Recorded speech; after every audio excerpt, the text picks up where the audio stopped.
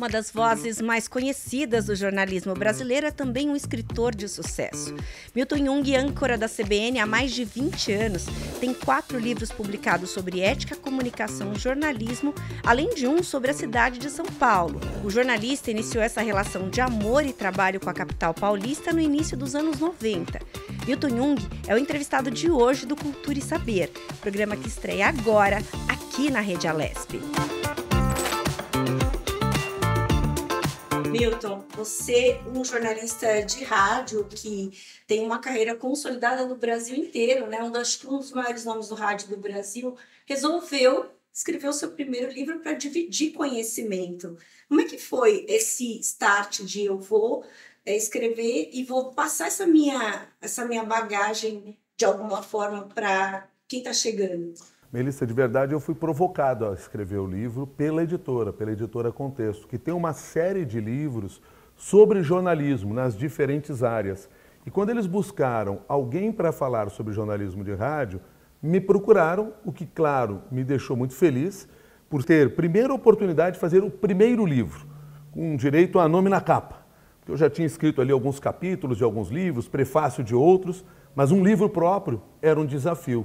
E a editora me deu esta oportunidade num livro que falava sobre uma das minhas paixões, que é o jornalismo, e a outra que é o rádio. Então juntavam duas paixões.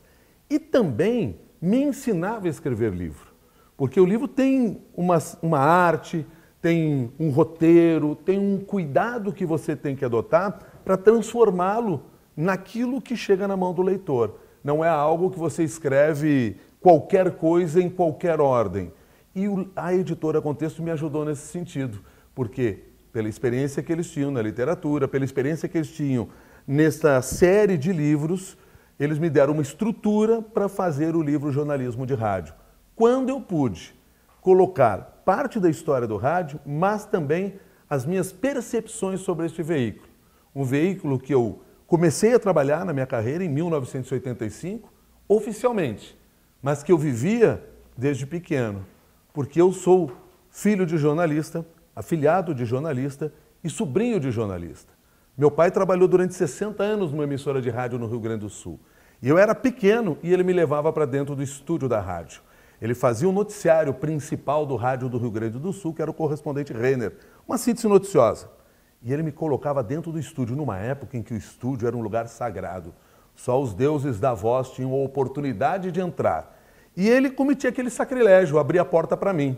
Imagina eu, menininho, um guri de calça curta, já que era lá no Rio Grande do Sul, sentado do lado dele, meu pai fazendo a locução do principal noticiário do rádio, e eu ali, em silêncio, já respeitando o microfone. Em silêncio é verdade, mas na cabeça eu já pensava assim, um dia eu vou falar nesse microfone. O dia chegou e não terminou até hoje. Foi importante você falar da editora Contexto, que tem vários livros muito legais. Esses livros aqui são livros que a gente usa na faculdade de jornalismo. O seu livro e outros tantos da editora são livros base para que a gente entenda ali o processo todo dentro da faculdade, né? E isso é muito importante, porque a gente tem uma vivência ali de profissionais dentro do... Porque é um cuidado da editora Contexto, trazer jornalistas, quem vivencia aquela experiência do dia a dia, para relatar isso. Tanto é que um dos pontos de toda esta série de livros, no último capítulo, tem que ter algo, um case. Eu não gosto muito da palavra case, prefiro um caso, mas tem que ter um caso no final. E no final eu conto o caso da cobertura pelo rádio do atentado do 11 de setembro, que foi uma lição para todos nós, e de onde dá para tirar várias lições para o dia a dia do jornalismo, de quem produz, por exemplo, um programa de rádio, pela necessidade de se mudar uma pauta de uma hora da outra, pelo improviso que você tem que ter, pela forma que todos se engajam, por exemplo, numa grande cobertura, porque aí não tem mais hierarquia, não tem âncora, repórter, apurador, todos acabam tendo que fazer o mesmo trabalho e se unir e se engajar para uma grande cobertura. Então, o mérito da série é trazer a realidade, não só a ciência, não só aquilo que foi visto no laboratório, mas a realidade, o dia a dia, o pé no chão, a mão suja da reportagem quando você vai para o barro para cobrir o assunto. E isso foi muito bacana nesse livro, nestes livros, né, em todos esses livros, porque é a experiência desse jornalista. E é um fervo, né? O dia que está acontecendo ali uma grande cobertura, realmente é um fervo, porque tá todo mundo ali, ninguém lembra de comer, ninguém lembra de almoçar, ninguém lembra de absolutamente nada. É a cobertura que interessa. E é o grande momento para o jornalista. Por quê? E aí é fundamental o preparo que você tem, o cuidado que você tem no seu dia a dia, antes de chegar a essa grande cobertura. Porque ali você não tem mais tempo para raciocinar. Ali é tudo feito em cima da hora. Então, é importante que você tenha feito todo aquele preparo, porque aquilo já faz parte a sua consciência sobre o jornalismo. E a tendência é que você faça as melhores escolhas à medida que você já está bem preparado. O improviso são escolhas uma atrás da outra que você faz, a palavra que você vai usar, a abordagem que você vai dar, quem você vai chamar naquele momento. E é bom que você tenha esse preparo, que isso seja prévio, porque se você fizer aquilo só no ato da grande cobertura, a falha vai ser muito maior e você vai se mostrar frágil diante daquele fato. E claro que você tem que respeitar o seu público, aquele que está lhe acompanhando. Por isso é bom, já no dia a dia, você sempre trabalhar com a sua mente de preparação para os grandes momentos.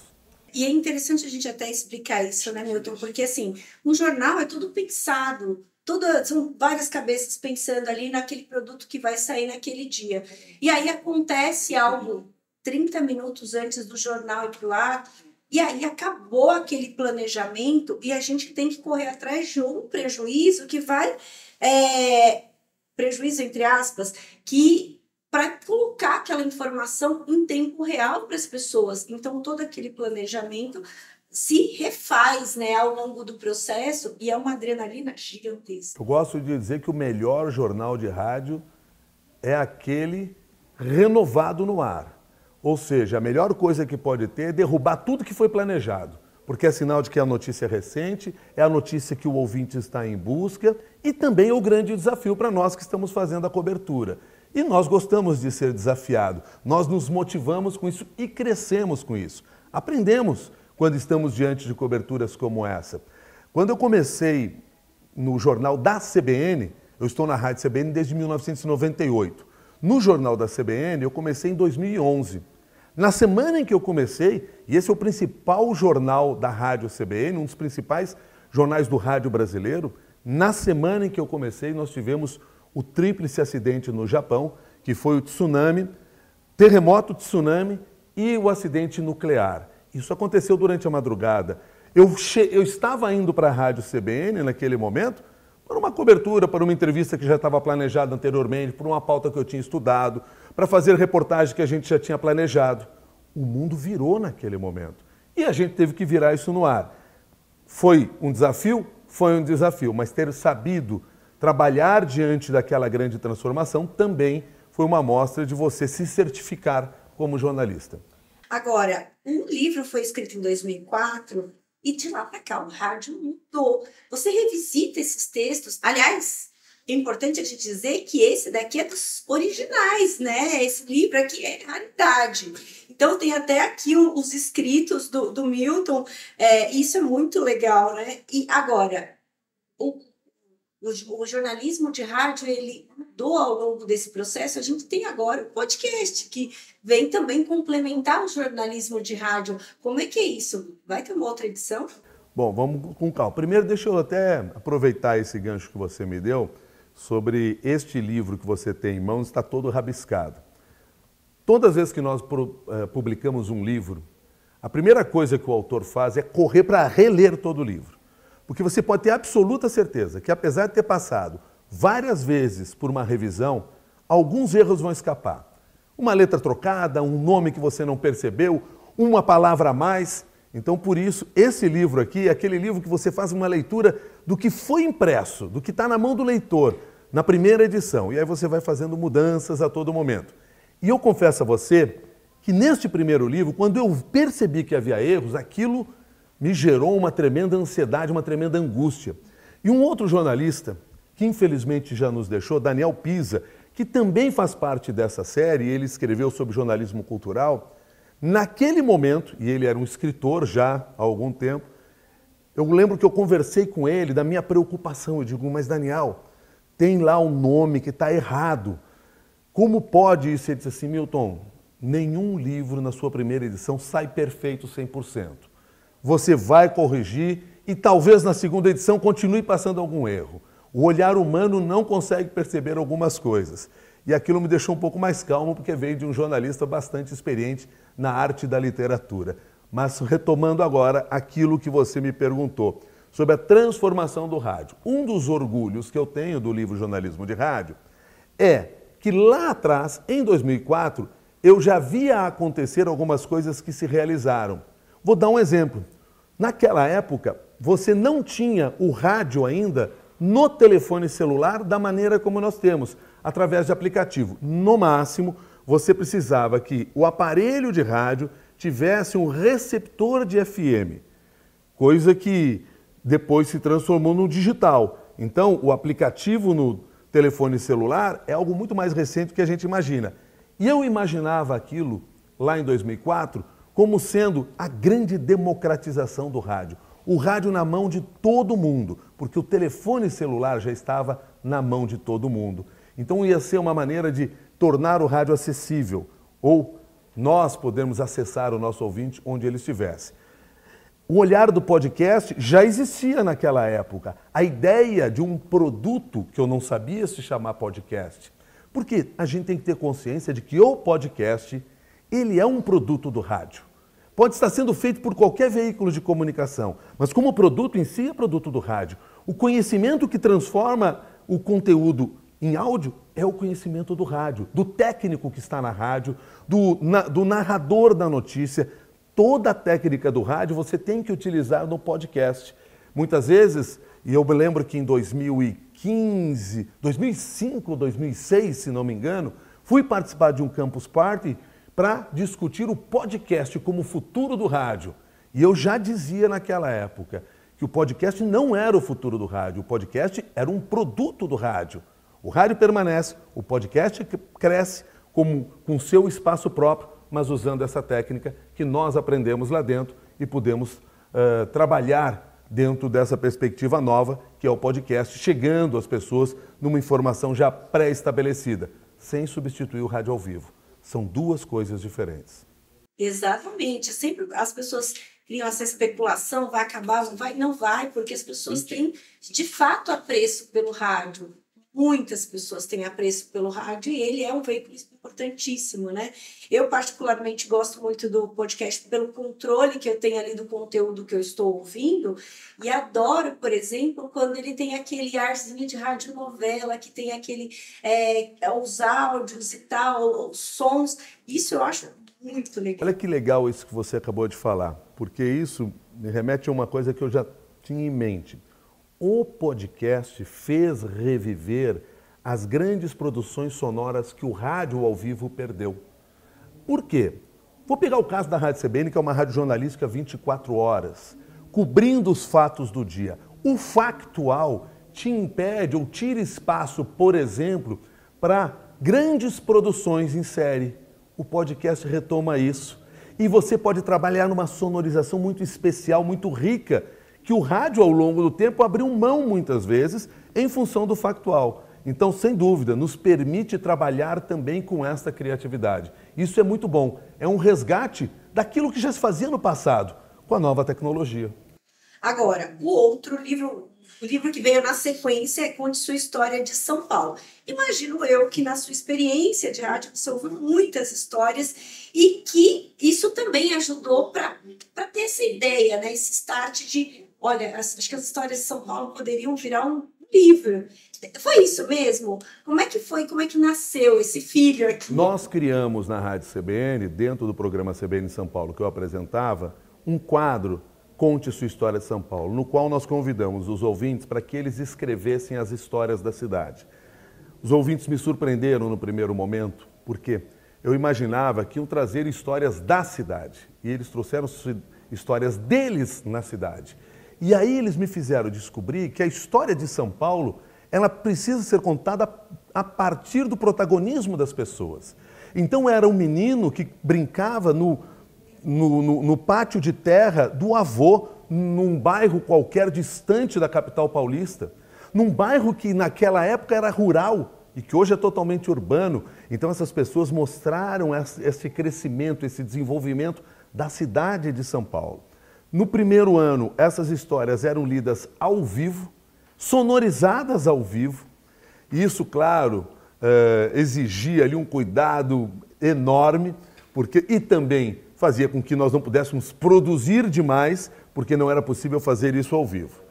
A partir do momento que nós começamos a coletar essas histórias, levar ao ar, muitas outras vieram, e daí surgiu a ideia de colocá-las todas num livro, selecionar 100 dessas histórias e colocar no livro Conte Sua História de São Paulo, que é dividido por estações, como se fizesse uma viagem pela cidade de São Paulo, e cada uma das pessoas conta um pedacinho desta cidade, formando esse grande mosaico que é São Paulo. É enriquecedor. E eu fico muito feliz, porque, talvez não sei se as pessoas saibam, mas eu sou gaúcho, nasci em Porto Alegre, adotei São Paulo em 1991 e fui adotado pela cidade de São Paulo. E me admiro com esta cidade, e me apaixono por essa cidade todos os dias. Moro hoje mais tempo em São Paulo do que morei em Porto Alegre. E sempre me senti pertencente a essa cidade. Por isso gostei de fazer produtos, como o próprio CBN São Paulo, como quando eu trabalhei na TV Cultura, que era uma TV de São Paulo, fui âncora na TV Cultura, e é muito enriquecedor. Fazer esse livro me deu muito orgulho. O quadro Conte Sua História de São Paulo permanece até hoje na Rádio CBN, vai ao ar todos os sábados, logo depois das 10h30 da manhã. E teve esse livro como mais um braço desse produto. E é muito interessante porque, de fato, se a gente for lançar um olhar para São Paulo, quantas histórias ainda tem por ser contadas. Então, assim, a gente tem ali um universo infinito e muito vasto, né? E o olhar das pessoas sobre a cidade, coisa que às vezes nós não percebemos. Alguém que veio de fora encontrou o seu caminho, alguém que veio de fora encontrou sua angústia. Porque a cidade é isso, né? A cidade não é só a beleza que a gente muitas vezes trata no dia a dia, numa homenagem a ela. A cidade também é sofrimento, e é desse sofrimento que se faz. E ao longo desse período, eu tive vários projetos que me deixaram muito felizes dentro do Conte Sua História de São Paulo. Um deles foi permitir ou dar espaço para que pessoas que viviam em situação de rua, que participaram de um projeto literário, de um centro de acolhimento aqui na capital paulista, contassem essas suas histórias e eu pudesse reproduzi-las. Não faz parte do livro, mas faz parte dessa série que está no ar dentro da CBN, que é o Conte Sua História de São Paulo. Imagina essas pessoas e pessoas que vivenciaram a pandemia, estas pessoas contando a sua vivência naquele momento. Que enriquecedor é isso, porque aí você realmente conhece essa cidade que nós vivemos. Sim, um olhar de diversos ângulos, né? É muito interessante isso. Agora, o terceiro livro foi Comunicar para Liderar, que você fez em parceria. Eu queria que você contasse como é que é também fazer um livro em parceria, a história desse livro, porque a gente sabe que cada autor, cada escritor tem a sua forma de trabalhar e às vezes trabalhar em parceria é um aprendizado bem considerável. Foram 2 desafios. O primeiro, no Comunicar para Liderar, que eu escrevi ao lado da doutora Leni Quirilos, fonoaudióloga. E o segundo foi o último livro que eu lancei, o Escute, Expresse e Fale, que eu lancei com mais 3 autores. A doutora Leni Quirilos, Antônio Sacavém, que é um professor português, e Thomas Brie, que é um franco-brasileiro. Então veja que nós estamos falando, inclusive, de pessoas com culturas diferentes. Escrever com outro autor é sempre um grande desafio. Claro que eu tive a vida facilitada, porque escrever com a doutora Leni Quirilos é um grande prazer. Primeiro, ela é uma agregadora. Ela é uma pessoa de um extremo conhecimento, um conhecimento que está muito acima da média, que estuda muito, pesquisa bastante, tem precisão na informação e com um coração aberto. Não por acaso é dela a ideia de que a comunicação, a melhor comunicação é aquela que é efetiva e afetiva. Porque não basta eu ter uma comunicação que alcance o outro, que o outro compreenda, mas eu preciso também ter uma comunicação que acolha o outro. E ela trabalha com essa tese, e ela pratica no dia a dia. Por isso foi mais fácil fazer um livro a 4 mãos. Dividimos espaços, eu escrevi todo o livro, assim como no Escute, Expresse e Fale, para que tivesse uma linguagem só, para que o leitor, quando tivesse uma personalidade só diante dele. Mas eu tive que combinar as duas personalidades. A da cientista, do operário. Porque ela é uma cientista da comunicação. Eu sou um operário da comunicação. Eu aprendi construindo. Ela aprendeu estudando e depois foi construir. Isso é muito rico também por parte dela. Então foi uma experiência interessante. Nós tínhamos reuniões quase não, semanais, com certeza, mas quase que diárias, para discutir alguns temas. Eu escrevi uma parte, ela sugeria outra parte, eu reescrevia e nós conseguimos nos entender muito bem. Como digo sempre, muito por mérito dela, porque ela pratica aquilo que ela aprendeu na comunicação, que é saber compartilhar com o outro. E nós conseguimos compartilhar para escrever o Comunicar para Liderar, que foi uma grande experiência de um livro que se dirige às pessoas que estão buscando liderar empresas, liderar carreiras, mas liderar a si mesmo, porque isso é fundamental, ser protagonista da sua própria vida. E nós precisamos trabalhar a comunicação para isso. Bem, importantíssimo, até porque independente da área de atuação das pessoas, a comunicação tem um papel fundamental. Se você não consegue se comunicar, independente da área, você tem uma dificuldade ali de mostrar o seu potencial. Então, isso é importantíssimo. Agora, depois veio É Proibido Calar. E aí, precisamos falar de ética e cidadania com os nossos filhos. E aí tem aqui um conceito aqui do professor Mário Sérgio Cortella, que a gente dispensa até comentários a respeito, como é que foi isso e como é que ele contribuiu com esse livro, ele só deu ali a opinião, como é que foi o nascimento desse filho aqui? Bom, eu tenho 5 livros lançados, 4 deles são ligados à minha profissão, jornalismo. Este aí é ligado a 2 missões que eu assumi, ser pai e ser cidadão. Esse livro foi provocado também pela editora Record, pelo selo best-seller, quando me procurou para falar sobre política, publicar um livro sobre política em 2018, ano de eleição presidencial aqui no Brasil. Eu conversei com a editora e mostrei que não me achava capacitado em falar sobre política nos termos que se pretendia. Mas neste diálogo com a editora, e isso é muito bom porque os editores têm essa experiência e esta sensibilidade, neste diálogo com a editora, ela entendeu que eu tinha uma relação com os meus 2 filhos e uma crença na importância dos pais, dos educadores, dos adultos de referência com os jovens. Eu tinha uma crença de que essa relação é fundamental para o desenvolvimento da sociedade. E ela disse, o livro é esse. É essa conversa de pais e filhos. E aí foi um livro que eu tive que buscar, do fundo da alma, a minha experiência como pai, mas a minha experiência como filho do meu pai e de alguém que admirava muito o seu próprio pai, e a experiência do meu avô com o meu pai. E eu aproveitei e dei todo esse conhecimento de vida para roteirizar este livro, para fazer esta jornada junto com as pessoas, de como nós, pais, precisamos evoluir em relação àquilo que nós aprendemos. Eu digo no livro, por exemplo, que eu sempre pensei em ser um pai melhor do que o meu. E olha que eu sou apaixonado pelo meu pai, que infelizmente já se foi. Mas, por que eu tenho que ser melhor do que o meu pai? Porque os meus filhos têm que ser melhor do que eu também. Porque nós precisamos evoluir. Quando a gente olha a educação que o meu avô deu para o meu pai, você pode dizer assim, como assim colocou um filho no internato?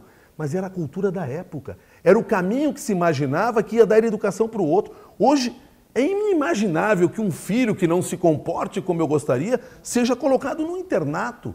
O mundo mudou. Se eu, como pai, não evoluir com o tempo, eu estarei dando uma educação errada para os meus filhos. E é isso que a gente tenta passar lá. Mário Sérgio Cortella e Miriam Leitão foram 2 companheiros nesta jornada. Por quê? Porque ao final do livro, a editora diz, precisamos de alguém para escrever o prefácio, fazer a orelha desse livro.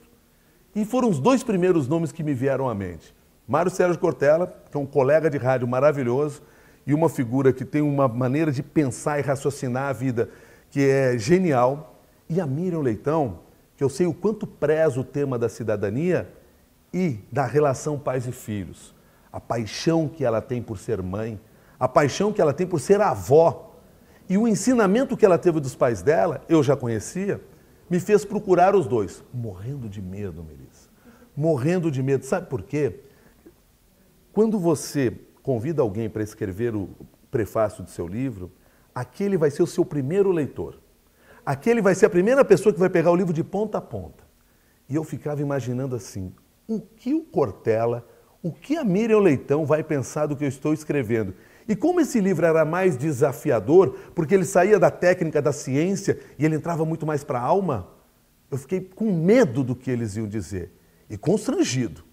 Tanto é verdade que quando eu recebi o texto dos dois, primeiro da Miriam e depois do Mário Sérgio Cortella, por uma coincidência, os dois textos chegaram em domingos, eu chorei naquele domingo quando eu recebi o texto, pelo que eles escreveram. Porque aquilo certificou o que eu estava falando e eu percebi que eu tinha conseguido transmitir a paixão pelo qual eu fiz aquele livro. Eu já tinha chorado quando eu escrevi o último capítulo desse livro e quando eu falo da busca da felicidade, que no final das contas é o que nós queremos, nós temos que almejar, pais e filhos. E quando eu percebi que eles dois entenderam isso, eu fiquei muito feliz e muito emocionado, até porque eu me emociono também com muita facilidade. Então foi aí que entraram os dois, tanto o Mário Sérgio Cortella como a Miriam Leitão. Dois grandes, né? Dois grandes nomes. Gigantes, já chega pesado o livro. Sem dúvida. Agora, eu vou falar que eu já entrevistei o professor Mário Sérgio Cortella e aí a gente tem aquele medo, ai meu Deus, será que eu estou fazendo uma pergunta adequada? Meu Deus! Mas foi muito bacana e é sempre um aprendizado, com certeza. A vantagem de falar com Cortella é que a gente não precisa ter uma pergunta adequada, porque ele sempre terá uma resposta própria. Com certeza.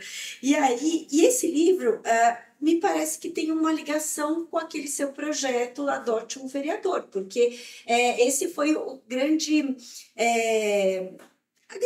motivação política que apareceu aí. Tem a ver mesmo? Tem muito a ver, até porque quando eu falei do projeto, que foi um projeto que eu lancei dentro da rádio CBN e que as pessoas, os ouvintes, acabaram adotando a ideia, que era o seguinte...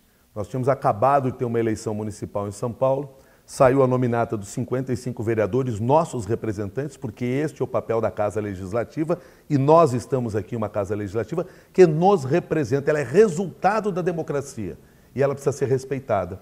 E quando saiu a nominata, os ouvintes dizem assim, quem elegeu essas pessoas? Eu digo, você. Ou você abriu mão de eleger essas pessoas, porque você se omitiu do seu papel político, do seu papel como cidadão.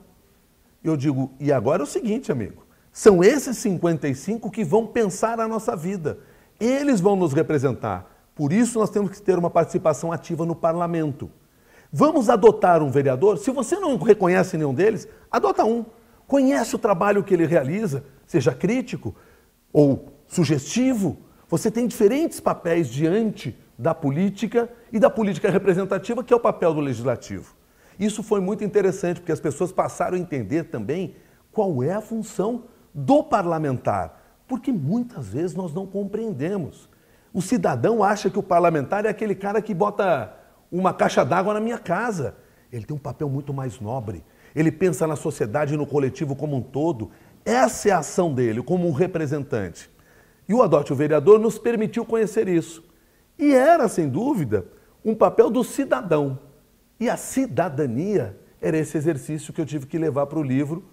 É proibido calar, precisamos falar de ética e cidadania com os nossos filhos. E foi uma forma de ilustrar às pessoas de como nós podemos participar da vida da cidade ou do seu estado, onde você está, mostrando e valorizando a política. Porque também esse era um papel quando eu escrevi esse livro, ou um objetivo quando eu escrevi esse livro. Você não pode demonizar a política. No momento em que você faz isso, você está indo contra você mesmo, contra um direito que você conquistou, contra a própria democracia. Então, vamos entender o trabalho que o legislador faz, a partir desse entendimento, sim cobrar para que ele mantenha a sua lógica, o seu pensamento, mas que ele atenda às reivindicações da comunidade como um todo, que haja como um representante. Mas eu só consigo cobrar para alguém se eu sei o que ele tem para fazer. Caso contrário, eu perco legitimidade como cidadão. E eu não posso abrir mão. Aquele que diz, eu não gosto de política, está fazendo política no momento que se posiciona dessa maneira. Nós temos que ter consciência do papel político que cada cidadão tem no coletivo.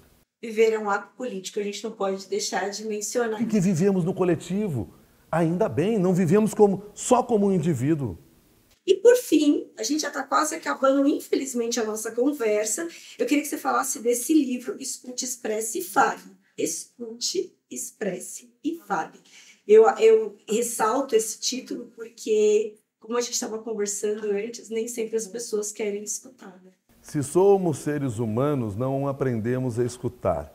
É natural. Não fomos preparados para isso. Por isso, nós alertamos para a necessidade de exercitarmos a escuta ativa. Escute, Expresse e Fale, o livro escrito por 4 autores, portanto, 4 cabeças diferentes, de culturas e sotaques diferentes. 8 mãos. Por que deu certo? Porque nós tínhamos um objetivo, um só objetivo, de mostrar que a comunicação é o principal antídoto para a intolerância, para aproximar os diferentes. E esta aproximação só existe se, antes de mais nada, eu me preparo para escutar o outro, escutar de coração e alma abertos, porque muitas vezes nós estamos diante do outro, apenas ouvindo, mas ouvindo para responder e não escutando para aprender. Portanto, se você quer desenvolver a sua comunicação, comece por desenvolvê-la na escuta. Escute a si mesmo o que você deseja, o que você busca, quais são as suas angústias. Escute o outro, qual a demanda daquele que o critica muitas vezes, que o ataca várias vezes. Por que ele está fazendo isso? Abra os ouvidos para compreender a situação dele e, a partir desta compreensão, encontrar pontos em comum. Vamos lembrar que comunicar é tornar comum uma única ação, tornar comum uma ideia e um pensamento. Esse é o caminho que vai nos aproximar, que vai aproximar os diferentes e faz a sociedade crescer. Mas tudo começa pela escuta ativa. Muito obrigada por compartilhar o seu conhecimento com a gente mais uma vez. Você não é um dos grandes do jornalismo de rádio à toa, é por essa generosidade que você mostra em cada uma das suas respostas. Muito obrigada por esse privilégio da gente compartilhar. Muito obrigada. Eu é que agradeço pela oportunidade de poder falar tanto desses 5 livros, como falar de temas pelos quais eu sou apaixonado. E nós falamos aqui de jornalismo, de comunicação, de ser pai e de ser cidadão. O trabalho que vocês fazem aqui é valorizando a cidadania através da literatura. E isso é fundamental, por isso eu agradeço de coração. Esse é o Cultura e Saber. Você que está em casa e que quer conhecer os espaços da Assembleia Legislativa e quer ler, aqui tem. Aqui tem um espaço reservado para você, uma biblioteca que você pode ler gratuitamente, das 10 da manhã às 18 horas. E você pode levar livros emprestados, é só trazer um documento com foto e o seu comprovante de endereço. E você é muito bem-vindo aqui no Palácio 9 de Julho. Até a próxima!